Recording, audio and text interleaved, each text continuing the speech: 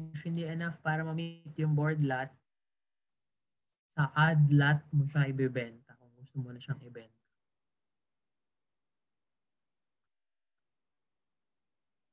So si add lot, yun yung mga tingin-tingi. Add lot. Yun yung mga hindi mo mabebenta ng board lot. Kung sakaling may tingi ka na makuha.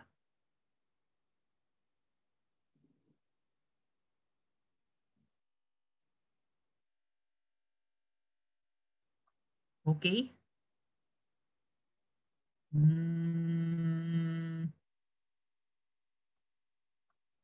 Next.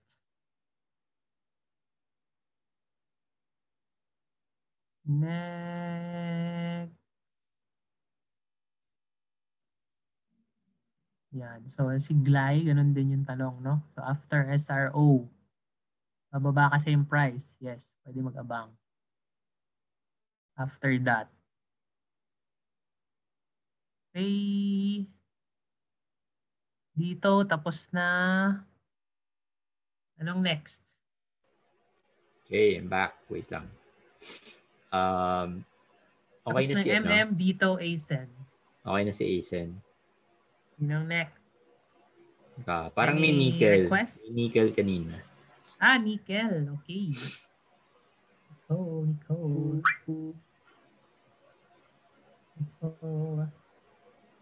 Yung mga end game moves eh.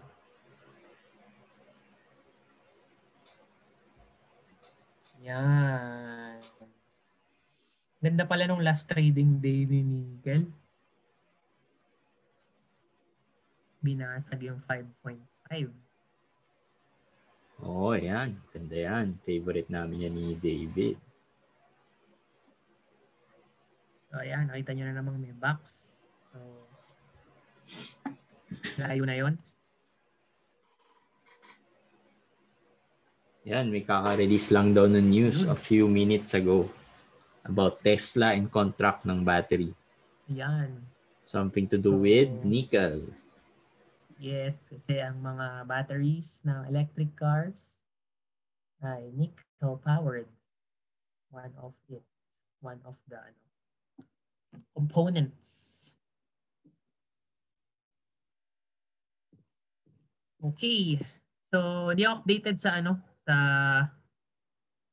spot prices ng nickel. Pero yun nga, kung may demand na mangyayari sa nickel na global, no, or malaking demand due to the electric car production, may future pa. So, intact pa rin naman yung trend ni nickel. And as we always say, the trend is our friend. So, if gusto nating mag-buyback or pumasok ulit kay nickel, based sa kanyang DNA sa EMA 10. Yan. Yan favorite sa EMA 10. Sa EMA 10 din ako bumili 5 point something. Yun. Ito ba yun? Nag-dip Mga pa nga ganyan, sa EMA 20. No? A little above. 5.1 yata ang ang average ko. Oo, pwede pa hold yan, Dennis. As long as happy ka, pwede ka mag-sell kung gusto mo na. Pero bumili sa last trend week niya, ng December. Last week ng December, okay na yan. Wag lang yung last day. O, diba? Nickel futures, almost 5%. Breaking news. Yeah. Itong nickel na to, ito yung isa sa mga long-term na sinasabi natin, di ba yung mga attendee natin before si Regan, sinasabi na long-term, yung magandang long-term, maganda yung long-term niya, outlook, kumbaga, for nickel. Kaya pwede ito long-term hold.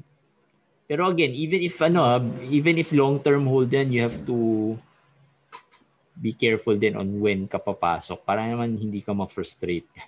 So baka mamaya bumili ka tapos long-term hold ka pero pagbili mo the next day bumagsak ng konti, baka mag-panic ka, diba? So na-rattle, oo. So you have to time rin. So for retrospection, umabot siya ng 9 pesos. 2015. So, tingnan natin kung aabot doon sa kung kailan. Oo, hindi natin alam. Pero again, yung trend tells us na tuloy-tuloy pa siya. Plus may volume, di ba? Yung gusto natin, may mga pumapasok. So again, if FOMO ka kay nickel and you want to ride the trend, you can do so by Ang titignan mo dyan siguro kung mag-hold dun sa 550 na yan. yung bin-rate niya na full number, no? So, I think kung gusto mong pumasok, huwag ka muna bibili agad. Tingnan mo muna kung ma-hold dyan. Kasi possible yan, bumaba pa yan below 550. Tingnan mo muna kung ma-hold dyan, kung mag-stay siya above that 550. Pero pag bumaba siya dyan, sa 550 na yan, ang next na buying mo is dun sa EMA 10. I think ganyan. Kung ako yun, ganyan ko didiscard yan. Mga nasa siya ngayon, 5.3. Ngayon, kung lumipad siya, di wala na, abang ka na lang. Ulit. If medyo nagdikit sa, kasi every time naman dumidikit siya sa EMA 10. Pagpapansinin nyo. Darating yung point na didikit siya doon. So you have to wait. Yan yung for trading. If you are buying for the long term, I think you still have to wait. Siguro a little closer to the EMA 10. Para sulit. Oo, para hindi ka magpanic pag bumaba. So yun ang nickel. Maraming good news sa nickel. Yes. Pwede pa i-hold. Ito baka mas mabilis ka makapasok dito. Compared dun sa mga dito or MM. Kasi laki na ng tinaas nila MM dito eh. Oo. Abang ka talaga dun ng dito. Siguro pwede ka dito mag-abang. Pero baka mas mabagal ang takbo nito. Kasi kita mo naman, di ba? Ilang weeks bago umangat.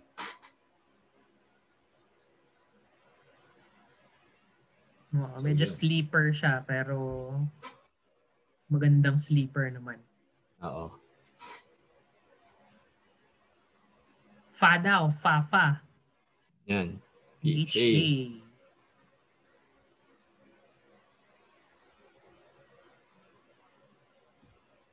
Yan. So, in-affirm ni David, patience lagi kay Nico. Yan, si Fa. Ako, may linya na naman. So, yung move ni Fa kanina, 20%. Nag-high siya ng 1.34. Closed at 1.32. Ganda nung last trading day niya. From piso to 1.10. So, pinapag-usapan natin to doon sa chat group din. So, actually, ako lang pala. May David yata yung nag-uusap about pa. Tsaka si Roel, yan. Alam ko, kumita si Roel dito eh. Pero yun, so naghihint ako kung pupulot ba tayo sa piso, which is itong 4 na candles. Tapos, ayun na nga. Umangat na siya. No, last trading day at yung first trading day. Nakabili kayo? Bumili ako near piso. Ito dito sa 4 na yan. Benta ako 1.3 para meron akong pambili ng SRO ng ASEN. Sagad ako eh. Sagad ang buying power. So, si Fa, same play ng dito MM. Diba yung mga malalakas na nag-move? Abang ng consolidation, no? Parang ganito. So, EMA 10. Pwede mag-abang sa EMA 10. No? Wag masyadong ma-FOMO. Maraming opportunities dyan. Kasi baka mamaya bentahan kayo sa tuktok. Pag nag-FOMO trade tayo sa taas.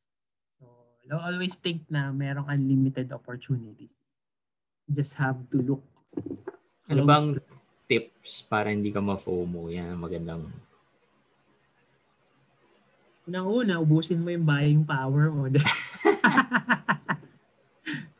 Yung, um,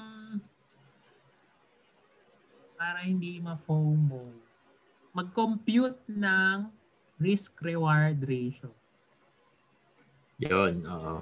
Ganda yun. Na if you buy now, ano ba yung risk ko? Ano ba yung risk dito? Yung risk-reward ratio, ang gusto natin, times 3 nang nire-risk natin lagi yung reward na foresee natin. Kunwari, si Fa, mag-try tayo long position.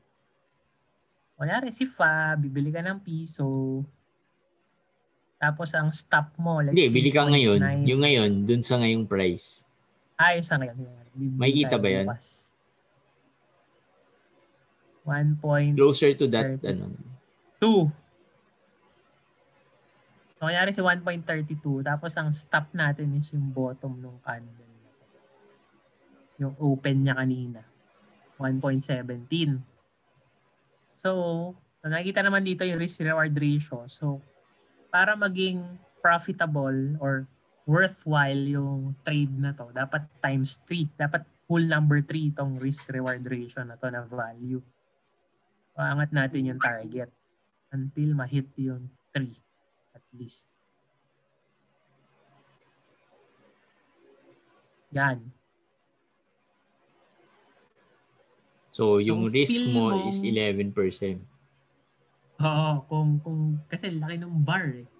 Which is posibleng dyan sumayaw yung range ng susunod na mga candle.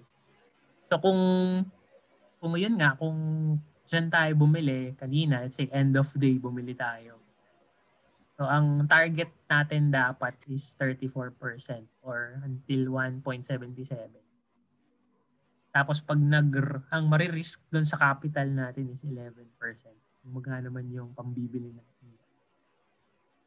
Kung kaya natin ma-take yung ganong klaseng risk, and if na-foresee natin na possible niyang ma-hit yung target price natin na 1.77, which is 34% away, then pasok siya sa worthwhile trade kung sakali. Kung gusto mo ng FA. Pero also consider yung yung historical niya kung merong ano. Sakto siya dun sa spike na wild. Oo nga, no? Galing ah. Diba? So, pwede. Kung kaya mong ma-take yung ganyang klaseng 11% drawdown and kaya mong i-execute pag bumaba dyan, kaya mong mag-cut ng loss na ganong amount, then go. Then do it. Pero kung hindi, abang ka na lang ng mas magandang setup. Kumbaga. Setup in terms of the risk-reward rate na mas feasible for you, na mas kaya mong i-take in terms of risk. Usually, malolower mo yung risk mo if you buy closer to the support. Yes. Diba? So, if you buy closer to the support, malolower yung risk mo.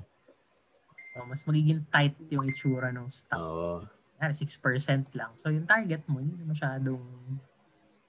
Kasi yung 30%, medyo malaki yan. So, baka ilang weeks or months, depende sa stock or sa itsura ng chart, bago mo ma-achieve yun.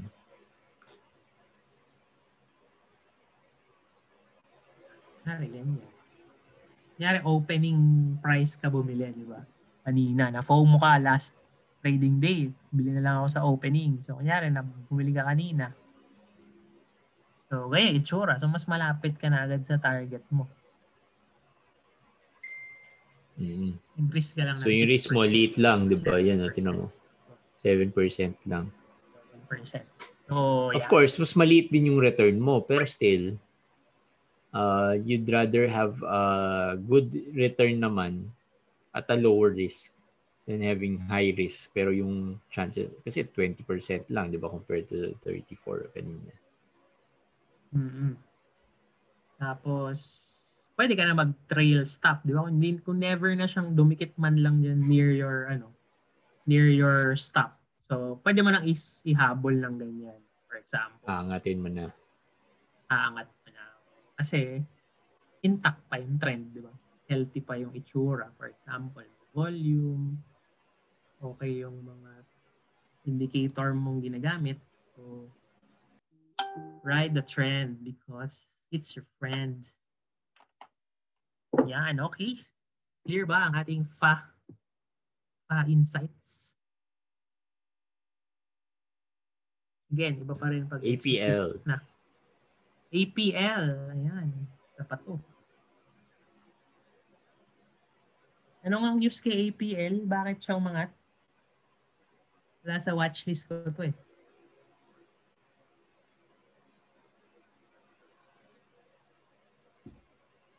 Anyone? Bakit umangat si APL? Anong ano niya?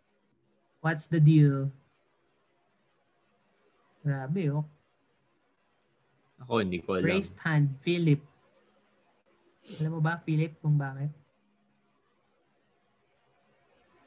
Kung binili mo yung breakout sa 0.06, ano ka na?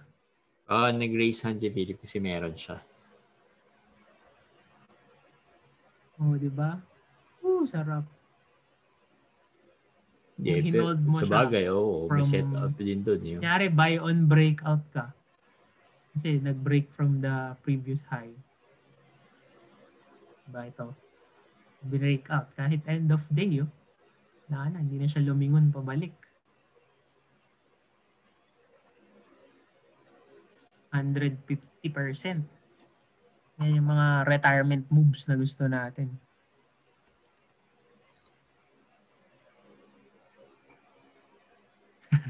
Dami daw news na tabunan na. Mukhang si Gideon ata, mayroong APL eh. So mukhang retirement moves ni Gideon to. Naka-hold ka pa ba, Maganda. Gideon?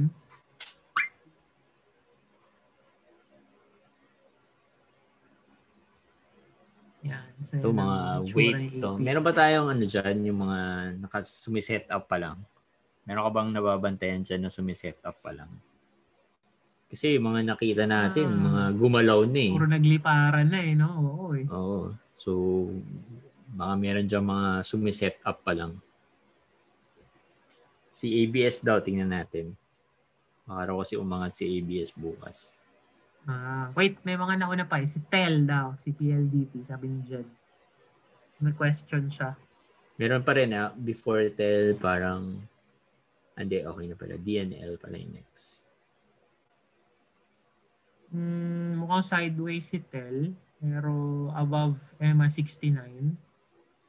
Karoon ng bentahan kanina. Haba nung mitya. Sa 1.4 eh. Diba? Close to 1.4. Dividend play nga to talaga si TEL. Yung best siya nag-dividend last year. Dalawa. Kung magdi-dividend play ka, Jed, Globe na lang. Mas gusto okay ko si ba? Globe. 4 yung dividends ni Globe last year. Natin Yan Feb, May, August, November. So kung gusto mo dividend play, mas gusto ko Globe.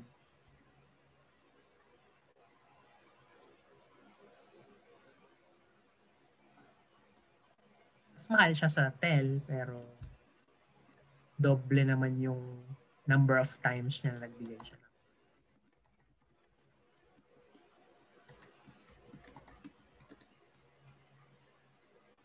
Nagtitingin ka ng ibang pwedeng pang divs. Pwedeng pang ano? Pang dividend. Cash dividends. APL daw mag-venture outside Cagayan Valley.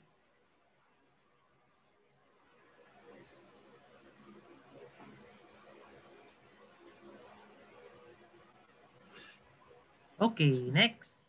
DNL. May DNL dito. DNL. Bumaba na ba to? Okay. May linya. Umangat na. Yan, ito medyo babantay-bantayan na to.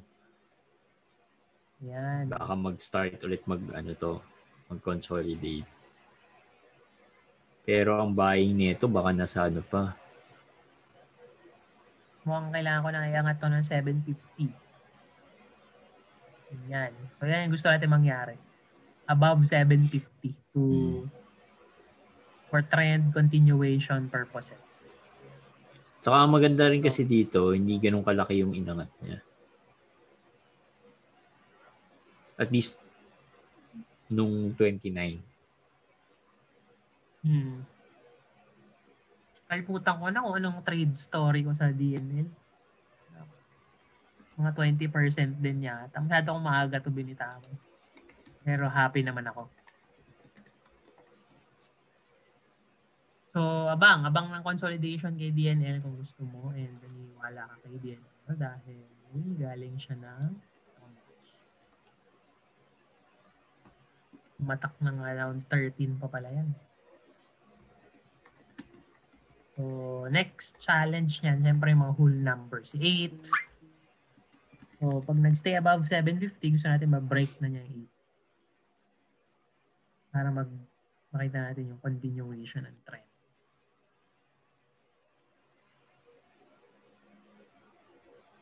Okay, next. DNL. After DNL, tignan natin si ABS nga ba? ABS. ABS. Wala pa eh. Parang after market hours na lumabas yung yung Tito Soto News. So, we will see. We will see kung anong mangyayari later. Later meaning bukas. So, pwede nyo bantayan based dun sa news na lumabas na balik ang franchise daw. Okay, kapatid.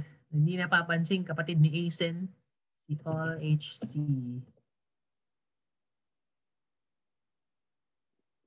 Logistics Holdings. Aba. Nandun din ang trend, oh.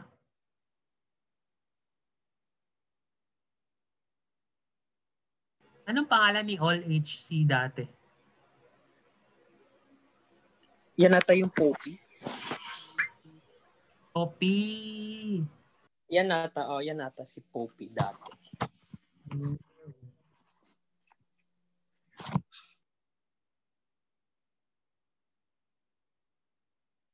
Yan. So, next resistance niya, ito. Price to. 3.77. So, yun natin kung mabutas niya yan. Pero uptrend so far and ang DNA niya ay mukhang EMA 10 din bibili. So, kung gusto mong baratin intraday, EMA 20. Yellow. Pero yan, ito na yung nearest resistance niya, 3.7 something. So, tingnan natin this week. Maganda yung volume. We will see this week kung mabutas niya yung area na yan. And hopefully, yan ay magiging support na bago. Oh.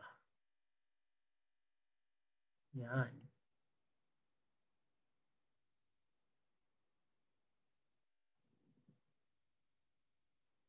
Okay. Sino pa? Sino pa gusto natin tingnan? Ano pang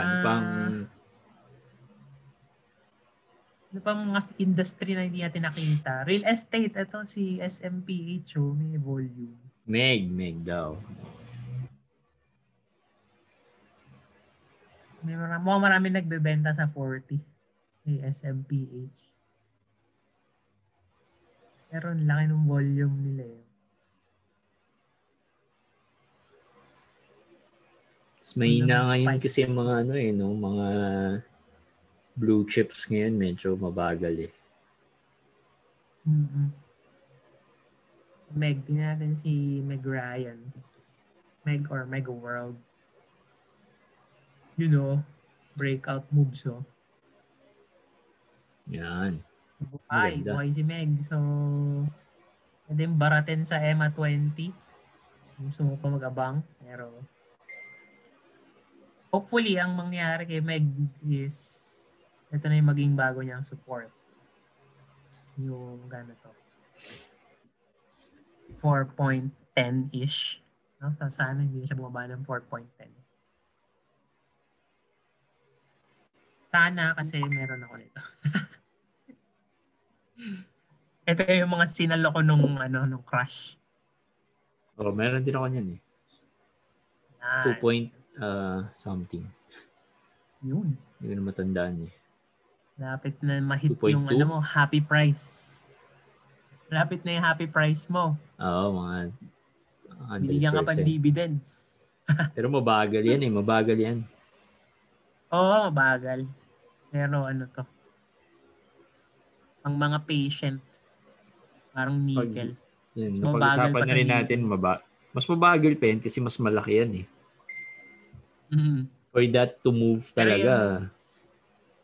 Yung shinare nga natin, di ba, kapag nagkaroon sila ng mga REIT, yung mga nag-list sila ng properties nila as REIT, no? R-E-I-T. So, magkakaroon na naman ng interest ang mga tao dyan. Like yung move kay Didi. Although, Didi naman, Double Dragon. Si Didi hindi pa siya masyado nagmo-move eh. Yun, bumaba rin pala ulit. Oo, meron ako niyan eh. Nakalimutan ko na kung at what point ko nabili. Pero green naman siya eh. So, maganda yung kanina niya. Naglakbay. Pero mabagal. Mabagal. Pero may volume siya. Above 50 pa naman. Hintayin ko na lang yan. Feeling ko aangat na yan. Malapit na yan. Pag nagkaubusan na dun sa yung mga favorites natin. Mga Dito, Asen, NM. Ikot yun, din yung maghahanap naman ng iba. Maghahanap naman ng iba yung mga tao. Baka isa to sa mga hanapin. G nag-peak na sa 11. May mga bumili nito sa 7, naalala ko. Pure gold. Ito medyo mapag-usapan din. So, ayan. 41. Yan yung linya natin. Bagal din. Who else? Bank. Ayan, Security Bank. Nagkaroon din pala ng bentahan sa Security Bank. Hindi na na-reach yung 150. Mukhang sideways muna tong Sec B. Ibukak. Nag-below 50. Parang yan yung inaasahan medyo natin. Yan, medyo hindi maganda yung itsura niyan. Tuluyan siyang naumpog dun sa ginawa nating red bar. So parang na siya eh. Pababa, pa-reverse na siya eh. Oo nga. Nagka-false breakout. So itong yung gap. Yung hindi ka nakabenta doon, yari ka na. Yeah. So, mukhang makapal pa yung mga sellers doon. Marami pa yan sellers.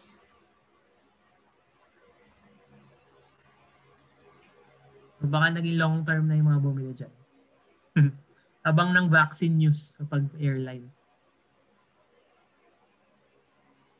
Siguro ito yung news na may second strain. Kaya bumaba.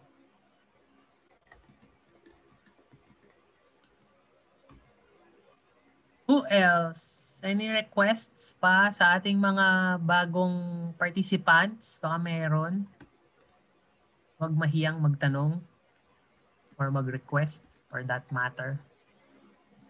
Oo nga. Pang mga gusto natin makita. Yung mga gusto nyo pang makita. Ang industry pa ba wala? BDO. BDO. Wala ka pang conglomerates. Mga ganyan. Oo nga, wala pa nga. Ayan, so kapareho sila ng itsura ni SecB. No? Nagkaroon ng sell down yung mga banks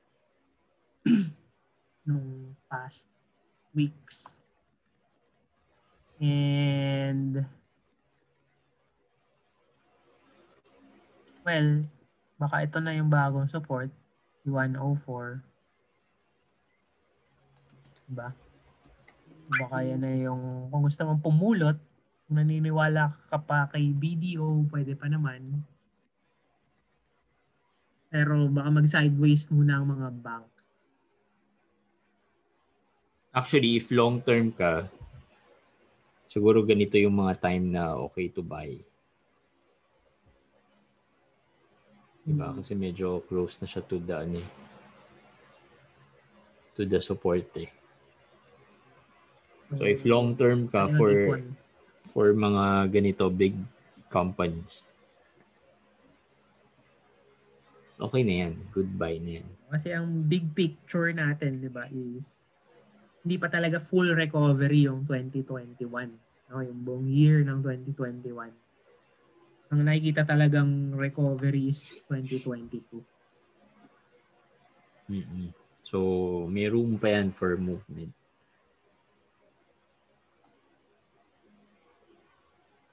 Malaki daw na siyang nagka-cup and handle. Pakita mo nga yung big cup and a handle na yan. Hindi ko pa nakikita yan.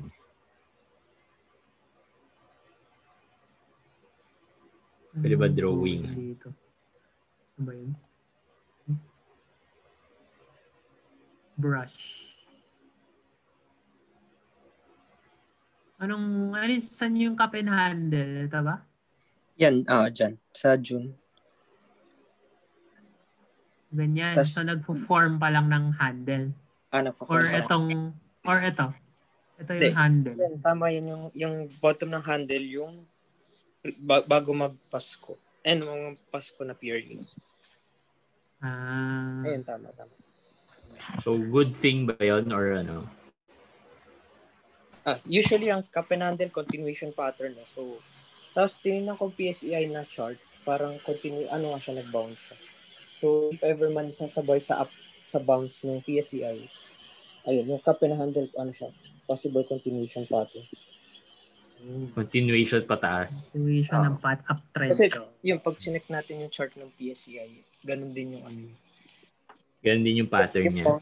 Sa EMA 20.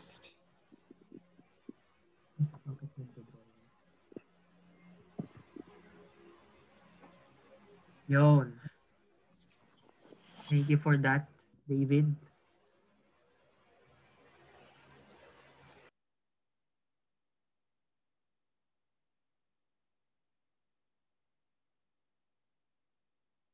Okay, sino pa? Conglomerate? AC?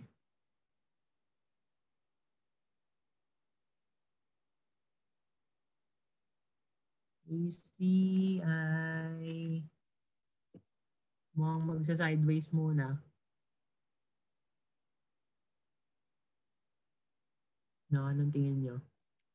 Mukha siyang sideways na ang magiging range ay ito.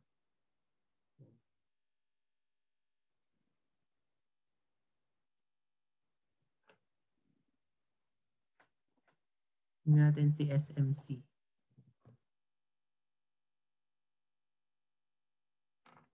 Parang ganun din. So yan, kamukha nung mukhang cup and handle na itsura. Maganda pala yung move niya kanina.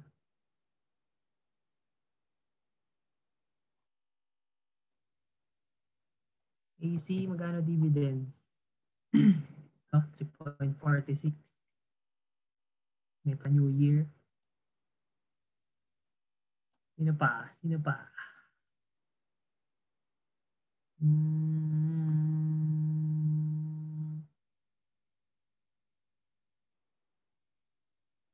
A6. Sino si Ace? Ace and Exor. Bakit ang laki ng move kanina?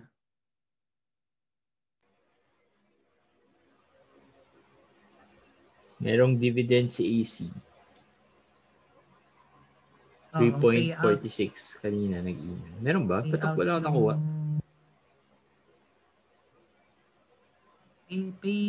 Ano na, parang pay date na yung January 2 yung Sabado. So, kanina siguro nag-reflect. Check ko mamaya. FNI, ito.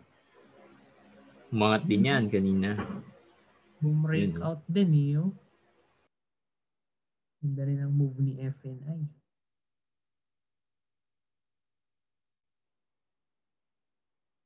Ito yung mga nickel moves.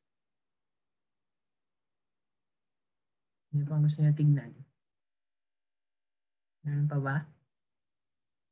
All seam. Ito yung mga napag-usapan natin sa previous weeks. Ano ang itsura niya? Yan. So mukhang magsa-sideways. So nag-breakout dito. Tingnan natin. Baka naman ganyan na itsura niya. Baka 7 na yung kanyang support.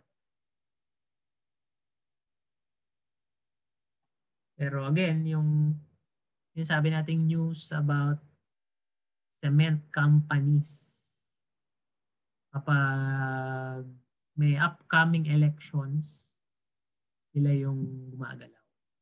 Mga cement. In general, hindi siya set in stone. URC.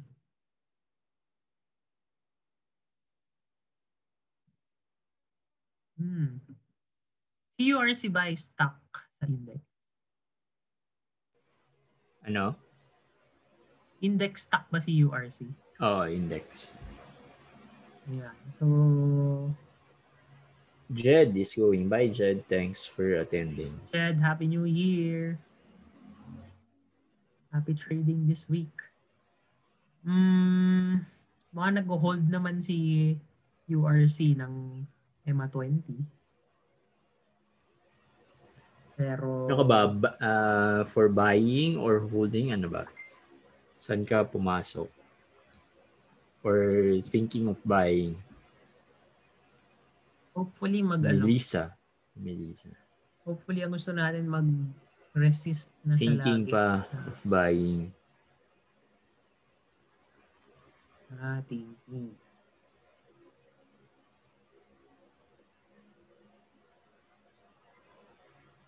Medyo mabagal din kasi itong si URC. Pero meron na po si sister niya. Okay, sister mo meron na. Mukhang magsa-sideways siya. And sana mag-hold yung 150. Gusto natin mag-stay above 150 siya. 150 pesos. Pero may indication ba na medyo strong naman yung support dun? Wala pa eh, no? Wala pa eh. Pero although pumalag siya, baka 150 to 148 area. Yun yung magiging support. Pero matagal to, Melissa, matagal to na move. Yes. Matagal-tagal na move to. Baka may mas maganda pang So if you buy at say 150, baka matagal-tagal ka pa maghihintay. So kung long term naman, okay lang. I think okay lang at 150.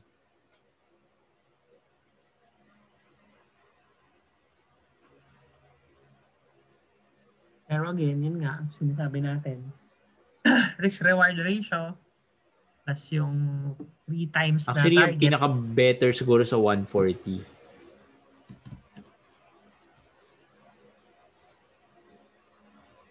Pero mo ako sa sideways eh.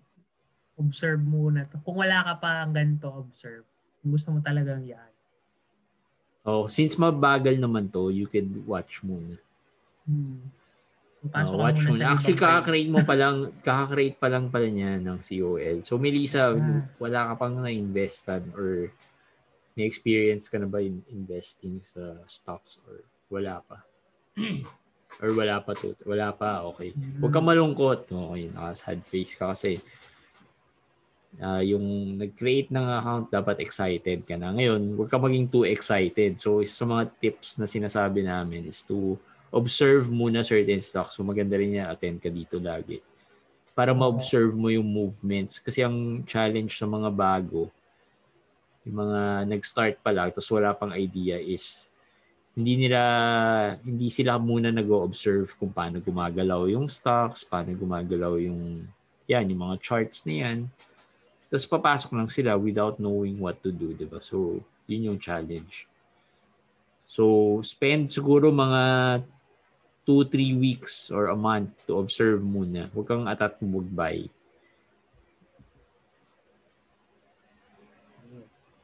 Para makita mo yung movements ng different stocks.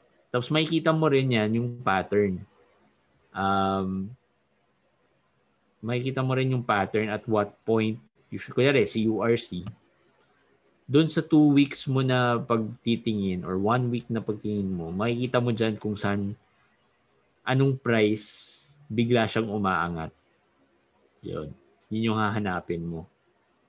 Ibig sabihin, doon sa point na yun, most likely maraming bumibili doon tapos pwede ka sumabay doon. Hindi, observe ka muna ng pakonti-konti para makita mo kung ano yung movement. Kahit mga 1 week, just to get the feel, diba? Ako, yun yung tip ko kasi pag first time talaga, atat ka to buy. Para gusto mo, buy mo na. Pero isipin mo long term ka. Pero ang problem kasi for beginners, kunyari nag-buy ka, kunyari URC, nag-buy ka now. Anong price yan? 152, diba? Pag bumaba yan to 149, kakabahan ka na kasi hindi mo sanay yung hindi ka familiar sa movements di ba?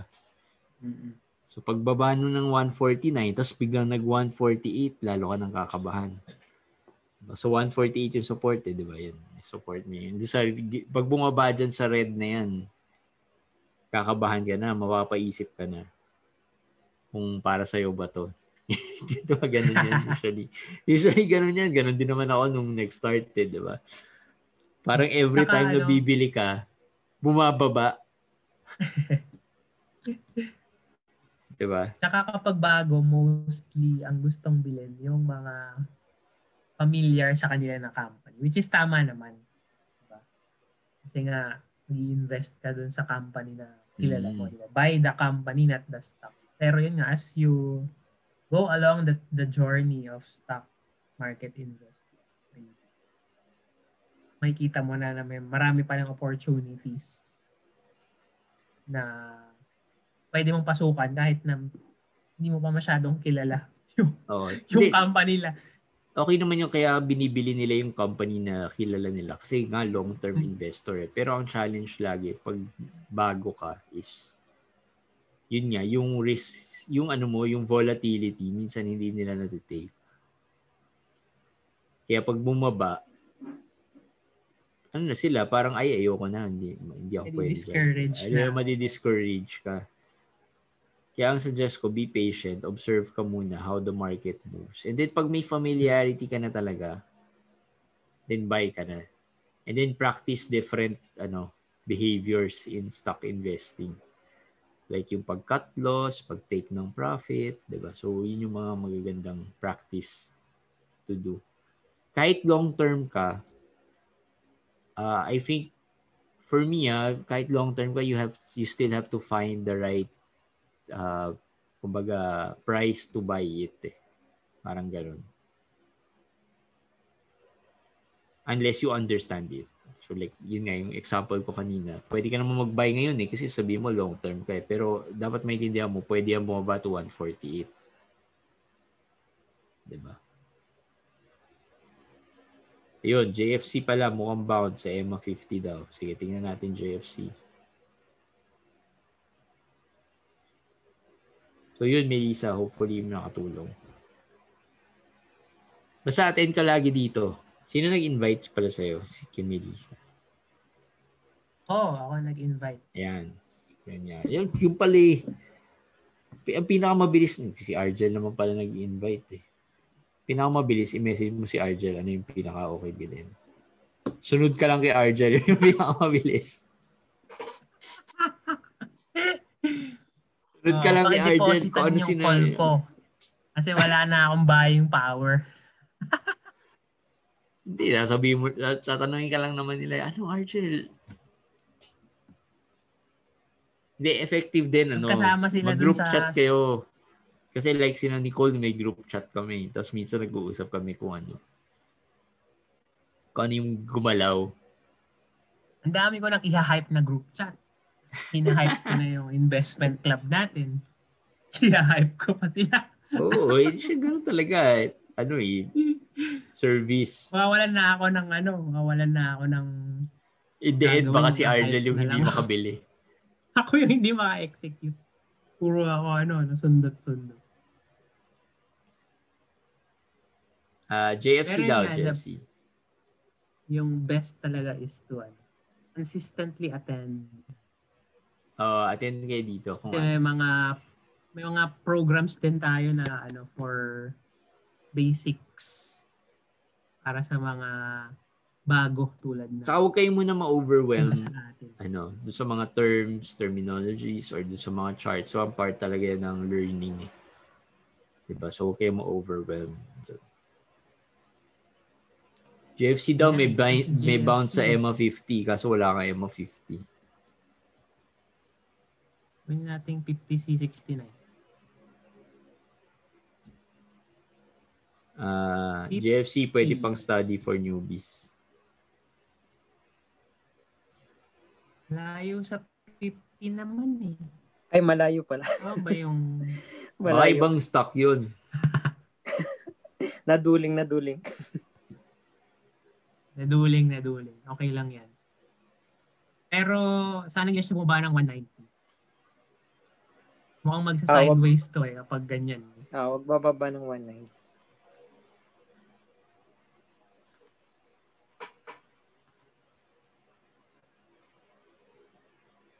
Baka mag-range siya, 190, 200 yun. We will see. Sideways. Wala na siya masyadong interest yung mga tao Pababa na yung momentum. Baka mag-sideways muna si JFC. Baka mag-abang. Ayun. Last one. Request before... Meron tayong mga konting i-announce.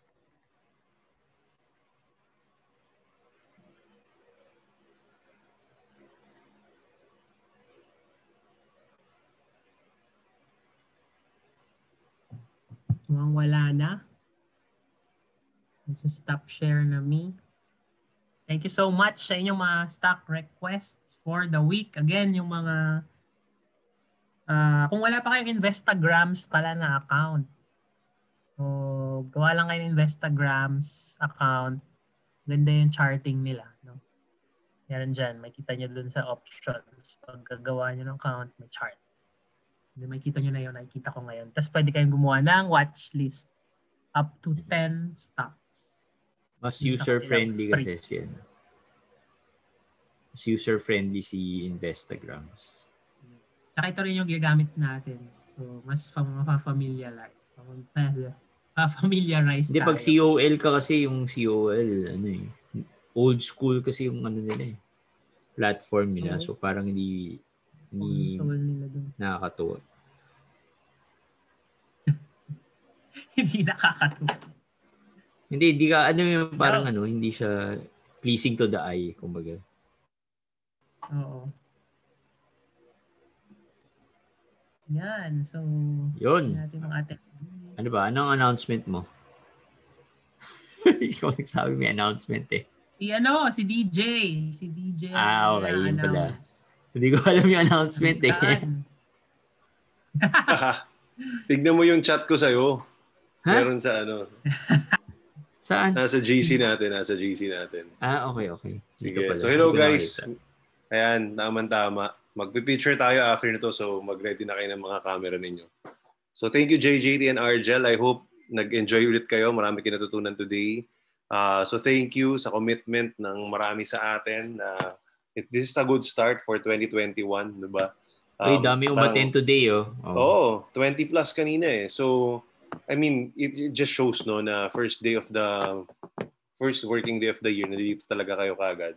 So, it means you really is promoting growth for yourself. Yun yung tingin nyo rito. And ang konting announcements lang naman is what are our plans for the team or for the group moving forward for this year. So, isa sa mga plano namin is magkaroon tayo monthly or probably at the very least quarterly ng parang basic class or training. And this will be open for all. No? Kasi syempre, there are things and terms na nadidiscuss dito na maybe yung iba nahihiya magtanong. No? So, we'll be having some basic terms. At gusto natin every week, every month, di ba?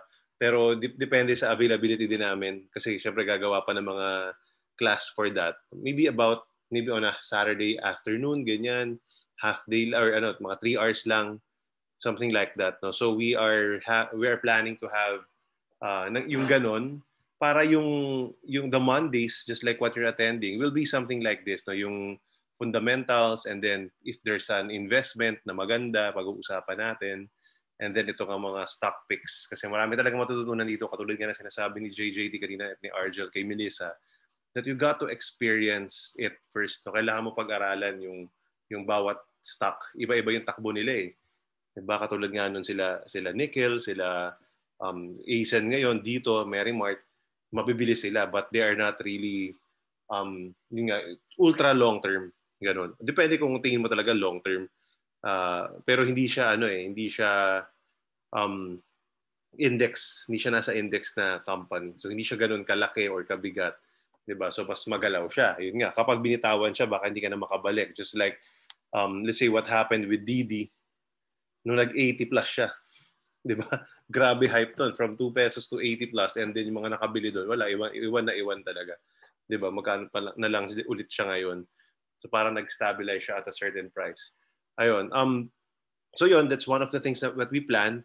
Another thing is, ito matagal na namin pinag-uusapan, to have, hindi ko alam kung weekly or at least monthly na stock picks. No? So we will really analyze, kung ano rin naman yung ina-analyze natin dito. And then we will kind of recommend stocks that you can buy. May analysis, ganyan. But of course, trade at your own risk pa din. Diba? So it's just like summarizing a certain stock na mga favorite natin, ganyan, na pwede tayong, kumbaga, ito talaga malinis or maganda yung, it's promising, kumbaga, yung itsura niya. And then, probably ito yung stop loss, cut loss level, and then ito yung target profit mo, target price mo. Ayun. So, yun yung mga things that we wanna consolidate. No? Kasi, again, yun nga, nagko-comment ako kanina, sinasabi ko sa kanila na we have to really have that point of view when we are sharing to you or talking to you. Kasi hindi naman agad lahat, kumbaga at the same speed of understanding ni JJT and Argel or ng mga nauna na.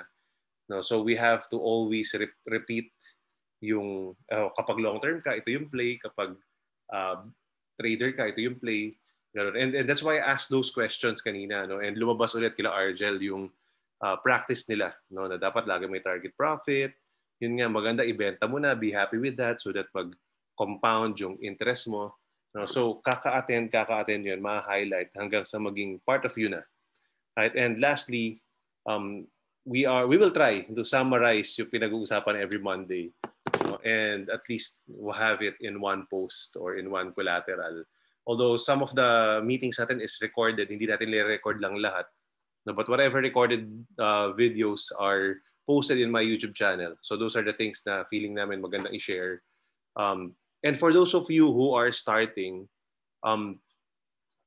yung lalo na sa mga bago, there's a recording from last year's session, yung topic ni David, no, yung parang 5 types of investors sa stock market. So ayun, anong YouTube channel? Look for DJ Di Maliwat. Yeah, this is my name. Kung ano yung nakalagay sa picture ko rito. Ayan. So, nandoon yung mga some of the things. I have a playlist about DNA Investment Club. Kukunti lang yung mga videos doon, no? Kasi may mga basics about technical analysis, value investing, fundamental analysis, and then some of the things na tarito na we believe na pwedeng kumbaga i-record at i-share sa inyo. Ayun. So you can do that, you can review that and start learning with that. But of course, I know some of you maaaring hindi makapanood. So gagawin namin tarito yung parang naka-screenshots ganyan and then some of the reviews. And all of those will be posted dun sa Facebook group natin, yung hashtag Insurance Entrepreneurs. So as you can as you all know, this is support for our financial advisors, and then we also do that. We invite our friends, our clients, to give you more learning and support. So ganun yung mangyayari. So ayun, thank you Jed for sharing the link. Yeah, that's my channel. Right, so marami dyan about life insurance and other businesses, no? And kasama nga doon stock market, and that's why there's a whole playlist about this. You can just search my playlist. Ayun. So with that, guys, thank you very much for being here. Kita-kita ulit tayo next Saturday. Again, if we can, we will come up with something this month. Monday. Next Monday. Kasi we will come up about Dulo, probably last Saturday of the month, if we can, or early February, for a certain basic topic na pang open sa public. Ganon. So, yun yung goal namin, mga programs moving forward. You know? Kasi ako, na-realize ko, there's a lot of you na first-time attendees, tapos yung pinag-uusapan medyo advanced ng konti. Nakita nyo may mga drawing na ganon. So, baka lang hindi pa gets no iba. But, you know, what I will just highlight lastly is, if nahihirapan kayong itindihin, balik lang kayo lagi.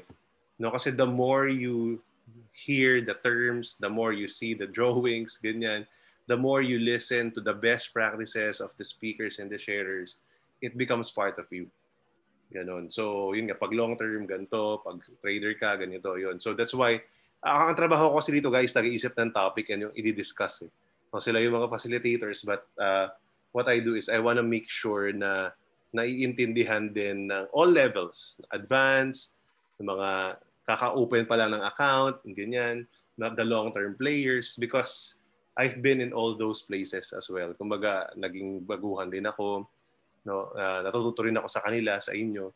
Diba? So keep on asking questions because everyone is benefiting, and you know, there's no dumb questions. Wag mong i-assume na, ay, baka nakakahiya naman ito itanong kasi parang napaka-newbie. Hindi, guys, dito sa DNA Investment Club, we actually love it.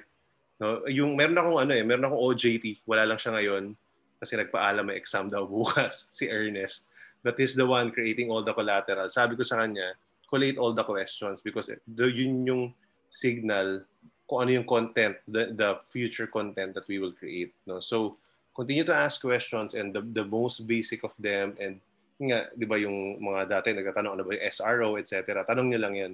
No? Kasi minsan hindi din namin alam what to discuss, at what level should we talk to you. No? So yun din yung feedback ni JJT and ni Argel naman sa akin. So, okay guys, open tayo ng camera. Let's have a picture taking for today.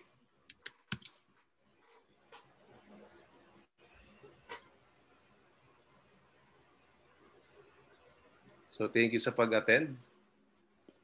Wait lang, let me stop the recording.